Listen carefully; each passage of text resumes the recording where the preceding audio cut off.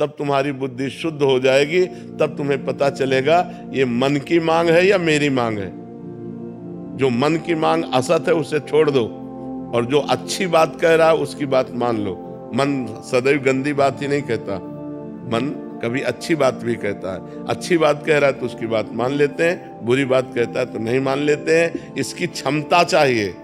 मन ऐसा नहीं कि तुम कह दिया हम नहीं मानते तो छोड़ देगा, नहीं, प्रथम स्वभाव का तुम्हारे अंदर ऐसा मथेगा कि तुमको वही करना पड़ेगा जो वो चाहेगा, एकदम अशांति पैदा कर देगा। उस समय चाहिए राधा राधा राधा।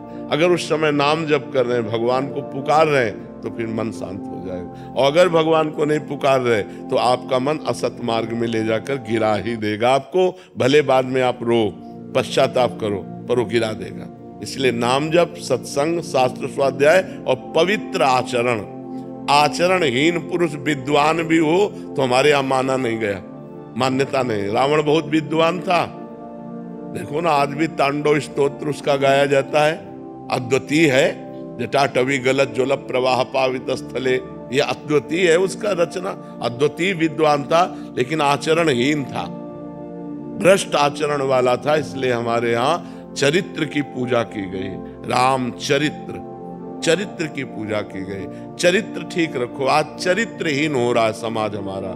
बच्चे बच्चियां, बॉयफ्रेंड गर्लफ्रेंड, ये सब चरित्रहीनता हमारे राष्ट्र के लिए बहुत हानिकारक है। हमारा धर्ममय देश है, भारत पवित्र देशों में की गणना में आता है। और ये ऐसे अपवित्र आचरण विदेशों में भले होते हो, हमारे देश की ये मर्यादा नहीं है। जैसा अब आचरण हो रहे हैं, सुधार किया जाए, नहीं तो बहुत बहुत ही अशांति फैल जाएगी, बहुत ही अशांति।